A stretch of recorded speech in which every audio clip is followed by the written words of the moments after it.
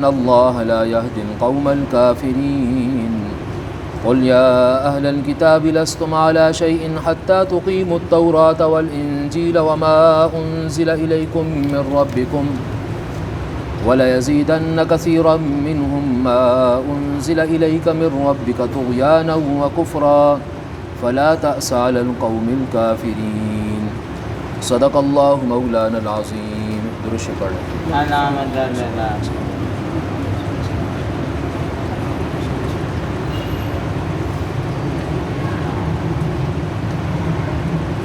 رسول اللہ صلی اللہ علیہ وسلم جب دین کی تبلیغ کر رہے تھے اس وقت دین اسلام کے خلاف جتنی بھی طاقتیں تھیں ان سب نے اپنا پورا زور لگایا کہ آپ صلی اللہ علیہ وسلم اور صحابہ کرام کو مکمل طور پہ شکست دے دیں اور نبی پاک صلی اللہ علیہ وسلم تنگ آ کے ہار مان جائیں. لیکن اللہ تبارک و تعالیٰ نے نبی پاک صلی اللہ علیہ وسلم کو گاہے بگاہے مختلف موقعوں پر تسلی بھی دی، ہمت دلائی، جرت دلائی اور اپنی معاملت کی یقین دہانی کرائی کہ آپ ڈٹ کے لگے رہیں، آپ اپنا کام کریں. یہ کافر لوگ آپ کو ہرانے کی کوشش کر رہے ہیں، آپ کو پریشان کرنے کی کوشش کر رہے ہیں. ان کی تمنا یہ ہے کہ آپ اپنے مشن کو چھوڑ دیں، اور کافر لوگ مسلسل آپ صلی اللہ علیہ وسلم اور صحابہ کرام کو مختلف معاملات میں فتنوں میں الجھا رہے تھے تاکہ رسول اللہ صلی اللہ علیہ وسلم اور صحابہ کرام الجھن کا شکار ہو جائیں اور ہمارا راستہ خالی کر دیں. لیکن جب تک اللہ تبارک و تعالیٰ نے بہتر جانا آپ صلی اللہ علیہ وسلم کو فرمایا کہ آپ ڈٹ کے لگے رہیں. جب اللہ تبارک و تعالیٰ نے بہتر جانا تو آپ صلی اللہ علیہ وسلم کو فرمایا کہ اب آپ ہجرت فرما دیں. اللہ کو پتہ تھا میرا حبیب صلی اللہ علیہ وسلم دوبارہ سے کچھ سال بعد مکہ فتح کرنے آئے گا اور یہ کافر ذلیل و رسوا ہو کے رہ جائیں گے. اور اللہ کو یہ بھی پتہ تھا کہ نبی پاک صلی اللہ علیہ وسلم ایک قوت لے کر آئیں گے. غزوہ بدر، غزوہ احد، غزوہ حنین اور دیگر مارکوں کے اندر اللہ جل شانہ ان کے بڑے بڑے سرداروں کو ان کے کارندوں سمیت ذلیل و رسوا کریں گے. اس لیے یہ دنیا کا اصول ہے کہ بندہ ہارتا نہیں ہے، ظاہری وقتی شکست کھاتا ہے. اور یہ شکست بھی اس طرح کی نہیں ہونی چاہیے کہ انسان اپنے حوصلے پست کر دے. آپ صلی اللہ علیہ وسلم کو اللہ تعالیٰ نے حکم دیا ہجرت کریں، آپ صلی اللہ علیہ وسلم نے ہجرت فرما دی. صحابہ کرام کو بہت زیادہ مار پڑنا شروع ہو گئی، بہت زیادہ لوگوں نے ستایا. اللہ تعالیٰ نے فرمایا چلو بھائی آپ یہاں سے کوچ کر جائیں، تھوڑا سا اپنی پاور بنا لیں، اپنی طاقت کو جمع کر لیں. اس کے بعد آپ نے کافروں سے لڑائی لڑنی ہے. وہ ایک طرح سے جمعیت بنانے کے لیے، پختہ کرنے کے لیے ان کو اپنا الگ سے ان کو وقت دیا کہ آپ تھوڑا سائڈ پر ہو کر اپنی تیاری مکمل کر لیں. جس طرح کہ آپ کو شاید پتہ ہو 1857 کی جنگ آزادی میں مولانا قاسم نانوتوی رحمۃ اللہ علیہ جنہوں نے دارالعلوم دیوبند کی بنیاد رکھی، 1857 کی جنگ آزادی میں مولانا قاسم نانوتوی رحمۃ اللہ علیہ کو انگریز کے مقابلے میں وقتی شکست ہوئی. اور جب شکست ہوئی تو انہوں نے مولانا قاسم نانوتوی رحمۃ اللہ علیہ نے فرمایا میں یہ محسوس کرتا ہوں کہ ہماری شکست کی جو بنیاد بنی ہے وہ ہماری افرادی قوت ہے. ہماری افرادی قوت کمزور ہے. ہم اپنی افرادی قوت کو جمع کرنے کے لیے، اپنی افرادی قوت بنانے کے لیے ایک مدرسے کی بنیاد رکھنے لگا ہوں، جس مدرسے کا نام تھا دارالعلوم دیوبند. جگہ کا نام ہے، انڈیا کی ایک جگہ کا نام ہے دیوبند، جیسے ٹیکسلا جگہ کا نام ہے. میں ایک ایسے مدرسے کی بنیاد رکھنے والا ہوں جو انگریز کی عمارت میں دراڑیں ڈالے گا. یہاں سے اٹھنے والے جوان انگریز کو للکاریں گے، شکست سے دوچار کریں گے. اور پھر زمانے نے دیکھا، وقت نے دیکھا کہ مختلف جگہوں پر اللہ تبارک و تعالیٰ نے مسلمانوں کو انگریزوں کے مقابلے میں فتح دی ہے. یہ ریاست پاکستان جو حاصل ہوا یہ بھی اسی کی بنیاد ہے.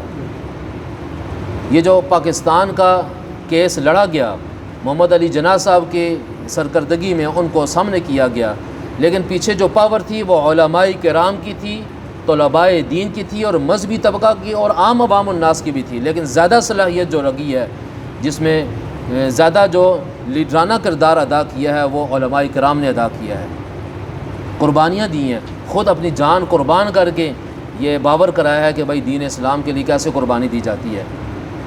پھر یہ سلسلہ چلتا رہا اور آج تک دارالعلوم دیوبند کے فیض یافتہ لوگ انگریز کی دیواروں میں دراڑیں ڈال رہے ہیں، آج تک ان کو للکار رہے ہیں۔ ان انگریزوں کو کسی سے مسئلہ نہیں ہے، صرف اور صرف دارالعلوم دیوبند کے فارغین، وہاں کے جو فارغ التحصیل لوگ ہیں، وہاں سے جو وابستہ لوگ ہیں، روحانی طور پر وہاں سے وابستہ ہیں یا کسی طور پر بھی ان کا ان کے ساتھ مسلکاً تعلق ہے، وہ ڈٹ کے مقابلہ کرتے ہیں۔ اور آپ نے یہ بھی دیکھا ہوگا ممبر و محراب میں سب سے زیادہ دھڑلے سے ڈٹ کر بولنے والے دارالعلوم دیوبند کے لوگ ہیں۔ افغانستان کے اندر پہلے روس سپر پاور تھا، اس کو شکست دی، پھر امریکہ کو شکست دی۔ ابھی امریکہ وہاں سے بھاگنے ہی لگا تھا، شاید اس نے کسی سے مشورہ لیا اور پھر نیٹو فوج آ گئی، سب کو ساتھ لے کر حملہ کیا۔ اس کے تصور میں یہ تھا کہ یہ اتنے زیادہ ممالک 40-45 ممالک کو جمع کر کے تو میں ان کا بیچ ہی ختم کر دوں گا۔ لیکن جس کو رب رکھے اس کو کون چکھے، جس کی رب معاونت کرے اس کو کوئی زیر کر سکتا ہے؟ بالکل نہیں۔ اللہ تبارک و تعالیٰ نے ملا عمر مجاہد پیدا کیا۔ ملا عمر مجاہد دارالعلوم حقانیہ اور کوڑا خٹک میں پڑھتے تھے، 7ویں سال میں پڑھتے تھے، دورہ حدیث ابھی نہیں کیا تھا، 1 سال رہتا تھا۔ چھٹیوں میں، رمضان کی چھٹیوں میں واپس گئے تو ان کو اس بات کا احساس ہوا کہ افغانستان کے اندر جگہ جگہ لوٹ مار ہے، جگہ جگہ عورتوں کی عصمت دری ہوتی ہے، جگہ جگہ ڈاکو کھڑے ہیں، جگہ جگہ بیریئر لگے ہوئے ہیں اور وہاں پہ غنڈہ ٹیکس لیا جاتا ہے۔ نہ جان محفوظ ہے، نہ ایمان محفوظ ہے، نہ مال محفوظ ہے، نہ عزت محفوظ ہے۔ تو ملا عمر مجاہد رحمۃ اللہ علیہ نے، شہید نے، انہوں نے کیا کیا، چند 2-4-5 لوگوں کو اپنے ساتھ لیا اور اسلحہ لے کر چوکی فتح کر لی گئی۔ وہاں کے علاقے کے لوگ سارے ان کے ساتھ ہو گئے۔ انہوں نے کہا جی انہوں نے ہمارا جینا محال کیا ہوا تھا۔ اس طرح کرتے کرتے کرتے کرتے لوگ ان کی دست و بازو بنتے رہے اور پورے افغانستان پر ویسے نہیں قبضہ کر لیا، یہ ویسے نہیں قبضہ کر لیا۔ بسا اوقات انسان کسی کو کامیاب دیکھتا ہے نا، جیسے کہ حکمران ہمارے کسی عہدے پہ پہنچے ہوئے ہیں، یہ بھی تو ویسے ہی نہیں پہنچے، کچھ نہ کچھ پاپڑ تو انہوں نے بیلے ہیں بھائی، کچھ تعلیم حاصل کی ہے، کوئی دائیں بائیں معاملات کیے ہیں نا، کوئی مشقت کے ساتھ انسان کسی مقام تک پہنچتا ہے۔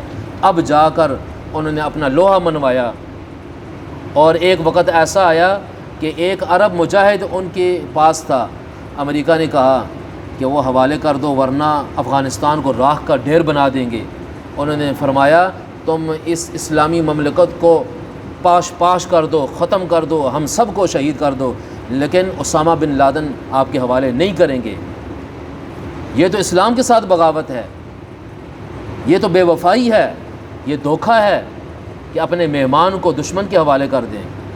اور انہوں نے یہ اعلان کر کے عملاً یہ دکھا کر ساری اسلامی ممالک کو یہ پیغام دیا ہے کہ ایک مسلمان کی جان جس طرح 1400 سال پہلے رسول اللہ صلی اللہ علیہ وسلم کے دور میں سیدنا عثمان غنی رضی اللہ عنہ کا جو واقعہ پیش آیا کہ وہ شہید ہو گیا، آپ صلی اللہ علیہ وسلم نے بیعت رضوان لی، کہ آج بھی وہ قانون اسی طرح موجود ہے اور ہم عمل پیرا ہیں اس پہ۔ تو انگریز کی دیواروں میں دراڑیں کس نے ڈالی ہیں؟ دارالعلوم دیوبند کے فضلاء نے، وہاں سے وابستہ لوگوں نے۔ آج بھی ممبر و محراب میں حق بات کرنے والے، ڈٹ کے حکمت عملی کے ساتھ بات کرنے والے، ملک کے مفاد میں بات کرنے والے اور اصلاح کی بات کرنے والے، بغیر کسی تعصب کے ڈٹ کے دین اسلام کی خدمت کرنے والے کون ہیں؟ وہ علماء دیوبند ہیں۔ اس لیے میرے عزیز ساتھیوں، یہ تاریخ کے بھی کچھ اوراق ہمیں کھنگالنے چاہیے۔ ہم ملک پاکستان میں رہتے ہیں لیکن ہمیں یہاں کے جو معروضی حالات ہیں ان کا ہمیں پتہ نہیں ہے، یا تو تعصب کی عینک چڑھی ہوئی ہے، ہم اس کو دیکھ نہیں پاتے، یا پھر ہمارے پاس وقت نہیں ہے۔ تو رسول اللہ صلی اللہ علیہ وسلم کو پریشان کرنے کے لیے یہودیوں نے کیا کیا؟ مختلف محاذ کھولے ہوئے تھے، جیسے آج کل یہودیوں نے، عیسائیوں نے، منافقین نے، رافضیوں نے، ان سب نے مل کر مسلمانوں کے لیے جگہ جگہ محاذ کھڑے کیے ہوئے ہیں تاکہ یہ ایک جنگ سے فارغ نہ ہو تو دوسری جنگ ان پر مسلط کر دی جائے۔ لیکن جو حق والے لوگ ہوتے ہیں وہ اکتاتے نہیں ہیں، وہ اپنی ڈیوٹی پوری کرتے ہیں۔ کیوں؟ اللہ تعالیٰ نے فرمایا یا ایھا الرسول بلغ ما انزل الیک من ربک، اے میرے حبیب صلی اللہ علیہ وسلم آپ لوگوں تک وہ پیغام پہنچائیں جو میں نے آپ کو بتایا ہے، جو نازل کیا، جو آپ کی طرف قرآن نازل کیا، یہ دین مستقیم نازل کیا، یہ ہدایت نازل کی، اس میں ساری باتیں آ جاتی ہیں۔ آپ صلی اللہ علیہ وسلم نے جہاں نماز پڑھی ہے، روزہ بھی رکھا ہے، زکوٰۃ بھی دی ہے، حج بھی کیا ہے، صدقہ خیرات بھی کیا ہے، لوگوں کے ساتھ معاملات بھی کیے ہیں، کاروبار و تجارت بھی کیا ہے، قرضہ دیا بھی ہے، قرضہ لیا بھی ہے، غمی خوشی بھی کی ہے، اور آپ صلی اللہ علیہ وسلم نے اس نرم و نازک وجود کے ساتھ کہ اس پوری دنیا میں سب سے زیادہ حسین وجود کس کا تھا؟ رسول اللہ صلی اللہ علیہ وسلم کا تھا، سب سے زیادہ نازک۔ حضرت انس بن مالک رضی اللہ تعالیٰ عنہ فرماتے ہیں جو 10 سال تک رسول اللہ صلی اللہ علیہ وسلم کی خدمت میں رہے، 10 سال کی عمر میں تھے کہ 9 سال کی عمر میں والدہ لے کر آ گئیں، یا رسول اللہ اس کو اپنے بطور خدمت کے قبول کر لیں۔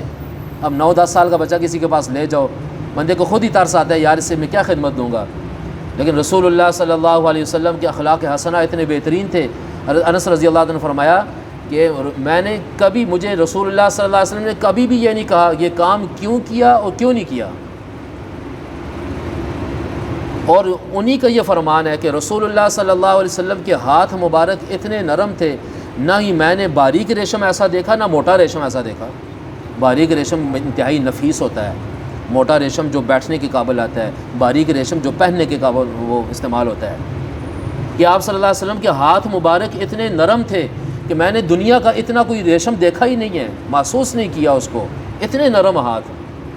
ان ہاتھوں کے ساتھ رسول اللہ صلی اللہ علیہ وسلم نے تلوار چلائی ہے، اس نرم و نازک خوبصورت اور حسین اور خوشبوؤں سے بھرا ہوا جسم، اس سے آپ صلی اللہ علیہ وسلم نے میدان جنگ میں اتر کر اپنا وجود زخمی کروایا ہے۔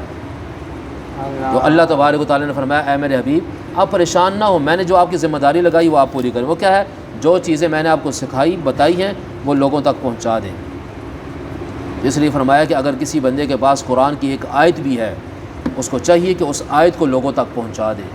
اگر کسی کے پاس قرآن کا زیادہ علم ہے وہ زیادہ پہنچانے کی کوشش کرے، اور جو عالم ہے وہ زیادہ کوشش کرے گا، اور جیسے جیسے بندہ صاحب علم ہوگا ویسے ویسے اس درجے اور مقام تک پہنچے گا جو کہ رسول اللہ صلی اللہ علیہ وسلم کا مرتبہ اور مقام ہے۔ وَإِن لَّمْ تَفْعَلْ فَمَا بَلَّغْتَ رِسَالَتَهُ، اگر آپ ایسا نہیں کریں گے تو آپ نے گویا رسالت کا حق ادا نہیں کیا۔ اس میں وہ چیزیں نہیں ہیں جو فرائض و واجبات کے ساتھ تعلق رکھتی ہیں، اس میں وہ چیزیں ہیں جو مطلب ایسی چیزیں جو مسنون چیزیں، یعنی A to Z 1 to all، الف تا یا تمام چیزیں اس میں آ جاتی ہیں، چاہے وہ فرائض ہیں، واجبات ہیں، سنتیں ہیں، نوافل ہیں، مباح ہیں، مستحبات ہیں، جتنے بھی اس میں اوامر ہیں اور نواہی ہیں سارے اس سے مراد ہیں۔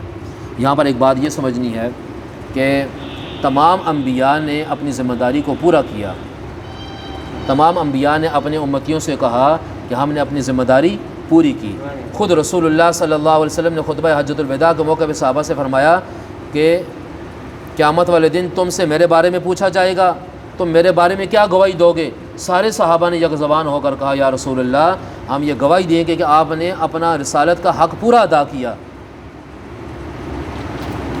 تو اس سے یہ بات پتہ چلی کہ رسول اللہ صلی اللہ علیہ وسلم نے اپنے رسالت کا حق پورا ادا کیا، اور اس سے پہلے بھی انبیاء نے پورا ادا کیا۔ وہ مختلف روایات سے، مختلف اشاروں سے یہ بات ثابت ہوتی ہے۔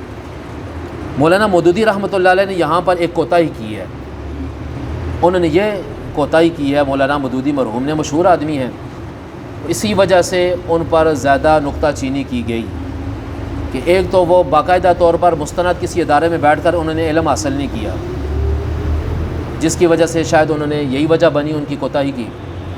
انہوں نے کہا کہ یونس علیہ السلام نے اپنے فریضہ رسالت میں کوتاہی کی ہے۔ بھائی میرا اور آپ کا منہ یہ بات کہہ سکتا ہے؟ ہم تو کسی صحابی کے بارے میں نہیں کہہ سکتے۔ انبیاء تو معصوم ہیں، یہ تو ان کی عصمت پر حرف ہے۔ کوئی بندہ نبیوں کے بارے میں کہے کہ اس نے کوتاہی کی، نبی گناہوں سے بخشا ہوا ہوتا ہے، گناہوں سے معصوم ہوتا ہے، اس کے بارے میں ایسے گھٹیا الفاظ بالکل روا نہیں ہیں۔ وہ کیا بات تھی؟ یونس علیہ السلام نے اپنی قوم کو چھوڑا اور کشتی پہ سوار ہو کے چلے گئے، انہوں نے آسمان پہ عذاب کے اثرات دیکھے، جیسا کہ بادل آتے تھے پھر جکھڑ چلتا، پھر اللہ تعالیٰ جکھڑ بھیجتے، سارے لوگ غرق ہو جاتے۔ پہلی امتیں اس طرح تباہ ہوتی تھیں، انہوں نے دیکھا بادل آ گئے ہیں، جکھڑ چلنے لگا ہے تو وہ نکل گئے، اور ان سے اجتہادی خطا ہوئی۔ اجتہادی خطا یہ ہوتی ہے کہ انہوں نے اپنے طور پہ یہ سمجھا کہ میں ٹھیک کر رہا ہوں، لیکن ان کو یہ بات یاد نہ رہی کہ اللہ تبارک و تعالیٰ سے اجازت لے لیتے۔ لیکن یہ ایک مسٹیک ہے، مسٹیک اسے کہتے ہیں اجتہادی خطا ہے، جو ارادتاً بندہ کوئی گناہ نہیں کرتا، کوئی جرم نہیں کرتا۔ کشتی پہ سوار ہوئے، وہ آپ کو پتہ ہوگا ملاح نے کہا کہ بھائی کشتی بھنور میں پھنس گئی ہے، یہ گرنے لگی ہے، الٹنے لگی ہے، میرا تجربہ یہ ہے کہ جو کوئی بندہ اپنے آقا سے بغیر اجازت کے آتا ہے تو تب میری کشتی اس طرح کی اس کی کیفیات ہوتی ہیں۔ تو قرہ ڈالا گیا، تینوں دفعہ ان کا نام آیا تو انہوں نے سمندر میں اپنے آپ کو ڈال دیا، اللہ تعالیٰ نے ان کو مچھلی کے پیٹ میں محفوظ کیا، پھر 40 دن بعد اللہ تعالیٰ نے ان کو مچھلی کے پیٹ سے نکالا، پھر اپنی قوم میں آئے۔ اس وقت تک قوم توبہ طائب ہو گئی تھی، لیکن ہوا یہ تھا آثار آئے جب عذاب کے، قوم والے سارے جمع ہو کر توبہ کی، اللہ تعالیٰ نے ان کو معاف کر دیا، ان کی توبہ کو قبول کر لیا۔ تو یہ جو بات انہوں نے کہی ہے کہ فریضہ رسالت میں کوتاہی کی ہے، یہ ان کی بہت بڑی خطا ہے، جس کی وجہ سے علماء نے ان کو سخت اور سست کہا اور سخت باتیں ان کے بارے میں کی۔ اسی طرح انہوں نے صرف انبیاء کے بارے میں نہیں کہا، حضرت ام عائشہ صدیقہ رضی اللہ تعالیٰ عنہ، حضرت امیر معاویہ رضی اللہ تعالیٰ عنہ، دیگر صحابہ کے بارے میں، دیگر چیتے حضرت عثمان غنی رضی اللہ تعالیٰ عنہ کے بارے میں کمزور بات کہہ دی۔ یہ بات یاد رکھیں، انبیاء معصوم عن الخطا ہیں، گناہوں سے پاک ہیں، انبیاء معصوم ہیں، صحابہ محفوظ ہیں۔ محفوظ کا مطلب یہ ہے کہ اول تو وہ دوڑ کے وہ گناہ کر ہی نہیں سکتے، مطلب ان کے اندر وہ اتنا جذبہ اللہ تعالیٰ نے نہیں رکھا، انسان ہونے کے ناطے کسی جگہ پہ انہوں نے کچھ گناہ ان سے سرزد ہوئے ہیں صحابہ سے، لیکن محفوظ اس وجہ سے کہا جاتا ہے کہ انہوں نے اپنے گناہوں کی صفائی کے لیے خود سے بندوبست کر لیا، کہ آپ صلی اللہ علیہ وسلم کے پاس تشریف لے گئے اور کہا یا رسول اللہ ہمیں پاک کر دیں، ہم سے غلطی ہوگی ہمیں پاک کر دیں۔ پھر کچھ لوگ ایسے جو قبر میں تک چلے گئے، آپ صلی اللہ علیہ وسلم نے دیکھا ان کو عذاب ہو رہا ہے، آپ صلی اللہ علیہ وسلم نے ان کی معافی کے لیے دعا مانگی۔ جو لوگ صحابہ کو برا کہتے ہیں وہ یہ بھی کہتے ہیں کہ جی وہ قبر سے نبی پاک صلی اللہ علیہ وسلم گزرے، دیکھا، ان کو پتہ چلا کہ جی ان کو عذاب ہو رہا ہے۔ تو بھائی یہ بھی تو دیکھو نا کہ نبی صلی اللہ علیہ وسلم نے ان کے لیے معافی مانگی، اللہ نے ان کی توبہ کو قبول کر لیا، اللہ تبارک و تعالیٰ نے ان کی معافی کو قبول کر لیا ان کے حق میں، صحابہ کے حق میں۔ اس سے یہ بات پتہ چلی کہ بعض صحابہ جن سے کچھ خطائیں ہوئی دنیا میں پاک صاف ہو کے چلے گئے، جو دنیا سے چلے گئے اللہ تبارک و تعالیٰ نے نبی پاک صلی اللہ علیہ وسلم کے دعا کے طفیل اس کے معاوضے اللہ تعالیٰ نے ان کے گناہوں کو پاک اور صاف کر دیا اور ختم کر دیا۔ تو کوئی بھی نبی اپنے فریضہ رسالت میں کوتاہی نہیں کرتا، لہٰذا جو شخص ایسی بات کرے گا اس بندے کا اہل سنت والجماعت سے کوئی تعلق نہیں ہے۔ قل یا اہل الکتاب لستم علی شیء حتی تقیموا التوراۃ والانجیل، فرمایا کہ اے اہل کتاب تم صحیح راستے پر نہیں ہو، تمہارا جو راستہ ہے وہ ٹھیک نہیں ہے، تم کسی راستے پر نہیں ہو۔ کسی راستے پر مطلب یہ ہے کہ نہ تورات کو اپناتے ہو، نہ انجیل کو اپناتے ہو، نہ جو قرآن پاک ہے اس کو تم قبول کرتے ہو۔ اگر تم صرف تورات و انجیل کو مان لیتے نا تب بھی تم کامیاب ہو جاتے اس وقت، جب کہ تورات و انجیل تھی، قرآن نہیں آیا تھا۔ کیونکہ تورات و انجیل کے اندر اب بھی اگر وہ تورات و انجیل کو دیکھیں تو تورات و انجیل میں قرآن مجید کی حقانیت موجود ہے، نبی پاک صلی اللہ علیہ وسلم کی رسالت اور ان کی صداقت موجود ہے، لیکن یہ متعصب ہیں، تورات کا مطالعہ کرتے ہیں، اگر کرتے ہیں تو صحیح بات لوگوں سے چھپا دیتے ہیں تاکہ لوگ مسلمان نہ ہو جائیں۔ وَلَيَزِيدَنَّ كَثِيرًا مِّنْهُم مَّا أُنزِلَ إِلَيْكَ مِن رَّبِّكَ طُغْيَانًا وَكُفْرًا، وہ کل والی بات ہے۔ فرمایا کہ آپ جیسے جیسے آپ پر آیتیں نازل ہوں گی، دین کی باتیں بتائیں گے، یہ اور زیادہ سرکش ہوں گے۔ فَلَا تَأْسَ عَلَى الْقَوْمِ الْكَافِرِينَ، آپ کافروں پر افسوس نہ کریں، آپ کافروں پر افسوس نہ کریں۔ مطلب یہ ہے کہ یہ آپ صلی اللہ علیہ وسلم رنجیدہ اور پریشان ہوتے تھے، آپ صلی اللہ علیہ وسلم رنجیدہ اور پریشان ہوتے تھے کہ یہ کافر مسلمان کیوں نہیں ہوتے۔ بعض کافروں کے بارے میں اللہ تعالیٰ نے آپ صلی اللہ علیہ وسلم کو بتا دیا تھا کہ یہ لوگ مسلمان ہونے والے نہیں ہیں، لہٰذا آپ اپنی صلاحیتیں ان پہ خرچ نہ کریں اور پریشان وغیرہ نہ ہوں۔ اس میں ایک بات رہ گئی، واللہ یعصمک من الناس، اللہ تبارک و تعالیٰ آپ کی حفاظت فرمائیں گے۔ آپ صلی اللہ علیہ وسلم نے ایک دفعہ اپنے صحابہ سے عرض کیا کاش کوئی بندہ ہو میری حفاظت کرنے والا۔ حضرت سعد بن ابی وقاص رضی اللہ تعالیٰ عنہ اپنے گھر سے اسلحے سے لیس ہو کر تھوڑی دیر بعد آ گئے، فرمایا بھائی سعد کیسے آئے؟ یہ رشتے میں معمول لگتے ہیں آپ صلی اللہ علیہ وسلم کے۔ انہوں نے فرمایا یا رسول اللہ آپ کی حفاظت کے لیے، آپ صلی اللہ علیہ وسلم بڑے خوش ہوئے، ان کو اپنے پاس کھڑا کر دیا۔ پھر اسی طرح حضرت حذیفہ رضی اللہ تعالیٰ عنہ وہ بھی آپ صلی اللہ علیہ وسلم کے چوکیدار تھے۔ اللہ تعالیٰ ہم سب کو حج و عمرے پہ لے جائے، مکہ مدینہ کی زیارت ہمیں نصیب ہو جائے۔ وہاں آپ دیکھیں گے روضہ رسول کے پاس ایک پلر ہے، اس میں لکھا ہوا ہے استوانہ حارث، حارث چوکیدار کو کہتے ہیں۔ استوانہ عائشہ، وہ حضرت عائشہ رضی اللہ تعالیٰ عنہ کے وہاں پہ، مطلب استوانہ حارث یہ روضہ رسول کے بالکل ساتھ ہے، مطلب آپ صلی اللہ علیہ وسلم کا گھر تھا نا وہاں پہ، یہاں پہ چوکیدار باڈی گارڈ کھڑا ہوتا تھا۔ یہ جب اللہ نے آیت نازل کی نا واللہ یعصمک من الناس، اور اللہ تجھ کو بچائے گا ان لوگوں سے، یعنی کافروں سے اللہ تعالیٰ آپ کی حفاظت کرے گا۔ اس کے بعد رسول اللہ صلی اللہ علیہ وسلم نے اپنے باڈی گارڈ اپنے سے جدا کر دیے، لیکن یہ گارنٹی صرف رسول اللہ صلی اللہ علیہ وسلم کے ساتھ تھی۔ اس میں ایک سوال پیدا ہوتا ہے کہ اگر اللہ نے فرمایا کہ ہم آپ کی حفاظت کریں گے، پھر آپ صلی اللہ علیہ وسلم غزوہ احد میں زخمی کیوں ہو گئے؟ علماء مفسرین اس کے یہ جواب دیتے ہیں کہ جان کی حفاظت کا کہا تھا، چھوٹے موٹے زخم کا لگنا یہ آپ صلی اللہ علیہ وسلم کے نصیب میں تھا، چھوٹے موٹے زخم کا لگنا یہ آپ صلی اللہ علیہ وسلم کے نصیب میں تھا۔ اور اس میں یہ بات اور یاد رکھیں کہ آپ صلی اللہ علیہ وسلم کے علاوہ جتنے بھی لوگ ہیں، چاہے وہ صحابہ تھے یا بعد میں آنے والے لوگ ہیں، مذہبی رہنما اپنے باڈی گارڈ رکھ سکتے ہیں، جس طرح کہ رسول اللہ صلی اللہ علیہ وسلم نے اپنی حفاظت کے لیے، کیونکہ حق بات کی نا تو پھر حفاظت کی ضرورت تو پڑتی ہے۔ جو لوگ حق بولتے ہیں ان کی طرف لوگ ان کو مارنے کے لیے لپکتے تو ہیں نا، تو وہ اگر لوگ اپنے باڈی گارڈ اپنے ساتھ 1 رکھتے ہیں، 2 رکھتے ہیں یا 10 رکھتے ہیں، شریعت ان کو اجازت دیتی ہے، کوئی بندہ ان پر تنقید نہیں کر سکتا۔ آج سے تقریباً 5-6 سال پہلے ایک شخص نے کہا تھا، ہمارے ہی نمازیوں میں سے، میں اس کا نام نہیں لیتا، وہ اس محلے میں نہیں رہتا، کسی اور جگہ پہ رہتا ہے، اس نے کہا جی یہ دیکھو نا، یہ مولوی لوگ کیسے اپنے ساتھ باڈی گارڈ لے کے گھومتے ہیں، ان کا اللہ پہ توکل نہیں ہے۔ ہمیشہ یاد رکھیں، اختلاف وہی کرتا ہے جو کم علم ہوتا ہے، کم ظرف ہوتا ہے، اور خاص طور پر اس نے تعصب کی عینک پہنی ہوتی ہے، وہ متعصب ہوتا ہے یا حاسد ہوتا ہے، شریر ہوتا ہے، یا اگر بندہ صحیح نمازی ہے لیکن وہ کم علم ہے، اس لیے کہتے ہیں علماء کے خلاف نہیں بولنا چاہیے۔ اب میں نے مولانا مودودی کے بارے میں بات کی، میرے پاس مضبوط دلیل ہے کہ انہوں نے یہاں پر غلطی کھائی ہے اور اس پر علماء نے بھی گرفت کی ہے، لہٰذا عام عوام الناس کے لیے جائز نہیں ہے کوئی ایسی فیس بک کو دیکھ کر، لوگوں کی باتوں کو سن کر، یا تھوڑی بہت بات پتہ چل گئی آگے پیچھے سے علماء کے خلاف بولنا شروع کرے۔ ضرورت کیا ہے بھائی، اپنی اصلاح کرو۔ تو جن لوگوں کے بارے میں انہوں نے باتیں کی، وہ لوگ اور بڑھ چڑھ کے اللہ تعالیٰ نے ان کو عزت دے دی۔ جس نے باتیں کی وہ ادھر کا ادھر ہی ہے، بلکہ اس سے 2 ہاتھ نیچے آ گیا ہے، ڈاؤن ہو گیا ہے۔ کیوں؟ جو صاحب علم علماء لوگ ہوتے ہیں، دن بدن اللہ تبارک و تعالیٰ ان کو عروج دیتے ہیں۔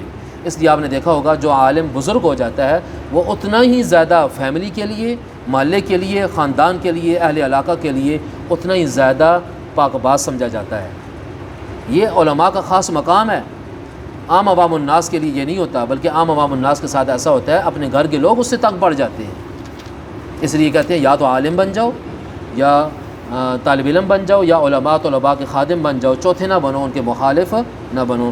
اللہ تبارک و تعالی ہماری حفاظت فرمائے، اللہ تعالی ہمیں صحیح راستے پر چلنے کی توفیق عطا فرمائے۔ ترجمہ سنیں۔ یا ایھا الرسول، اے میرے حبیب صلی اللہ علیہ وسلم، اے رسول، بلغ، آپ پہنچا دیجیے، ما انزل الیک من ربک، جو کچھ نازل کیا آپ کی طرف آپ کے رب نے، وَإِن لَّمْ تَفْعَلْ فَمَا بَلَّغْتَ رِسَالَتَهُ، اور اگر ایسا نہ کیا تو آپ فریضہ رسالت کو آپ پہنچانے والے، اس پیغام کو پہنچانے والے شمار نہیں ہوں گے۔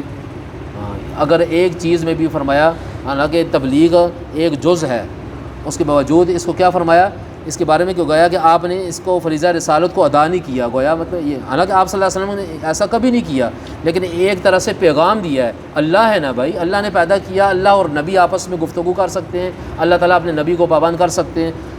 واللہ یعصمک من الناس، اور اللہ آپ کو بچائے گا ان لوگوں سے۔ ان اللہ لا یہدی القوم الکافرین، بے شک اللہ تعالیٰ ہدایت نہیں دیتے کافر لوگوں کو۔ یہ وہ کافر لوگ ہیں جن پر اللہ تعالیٰ نے ختم اللہ علی قلوبہم وعلی سمعہم وعلی ابصارہم غشاوہ، جن پر اللہ نے موریں لگا دی تھیں اور انہوں نے مسلمان نہیں ہونا تھا۔ قل، آپ فرما دیجیے، یا اہل الکتاب، اہل کتاب، لستم علی شیء، تم کسی راہ پر نہیں ہو، حتی تقیموا التوراۃ والانجیل، جب تک کہ نہ قائم کرو تم تورات و انجیل کو، وما انزل الیکم من ربکم، اور جو کچھ اتارا گیا تم پر تمہارے رب کی طرف سے، ولیزیدن کثیرا منہم ما انزل الیک من ربک طغیانا وکفرا، اور ان میں سے بہت سارے لوگ ایسے ہیں کہ ان کی سرکشی اور گمراہی اور زیادہ بڑھ گئی اس وجہ سے کہ جو نازل کیا ہم نے آپ پر، فلا تأس علی القوم الکافرین، سو آپ افسوس نہ کریں کافروں پر۔ یہ ان کافروں کے بارے میں بات ہو رہی ہے جن کافروں کے بارے میں اللہ تبارک و تعالیٰ نے رسول اللہ صلی اللہ علیہ وسلم کو بتا دیا تھا کہ یہ اسلام لانے والے نہیں ہیں۔ ورنہ دیکھیں نا، قرآن کے بعض حصے کو دیکھنا، بعض پورے قرآن پر نظر نہ ہو تو لوگ اس کا ترجمہ کیا کریں گے، او جی لوگوں ادھر آؤ، میں تو ایک نبی گال دساں، اللہ تعالیٰ نے فرمایا فلا تأس علی القوم الکافرین، کافرانی فکر نہ کرو۔ بھائی کافروں کی فکر ہم نہیں کریں گے، وہ مسلمان کیسے ہوں گے؟ فلا تأس علی القوم الکافرین، یہ مضمون، اس کا تقدیم تاخیر آگے پیچھے سے ملایا جائے تو یہ نتیجہ نکلتا ہے یہ ان کافروں کے بارے میں ہے جن کے بارے میں رسول اللہ صلی اللہ علیہ وسلم بہت زیادہ کوڑتے تھے اور پریشان ہوتے تھے۔ اللہ تبارک و تعالی ہمیں کامل ایمان نصیب فرمائے، اللہ تعالی ہمیں سیدھے راستے پر استقامت کے ساتھ کاربان فرمائے۔ سبحانک اللہم و بحمدک، نشہد ان لا الہ الا انت، نستغفرک و نتوب الیک۔ سبحان ربک رب العزت عما یصفون، وسلام علی المرسلین، والحمد للہ رب العالمین، آمین۔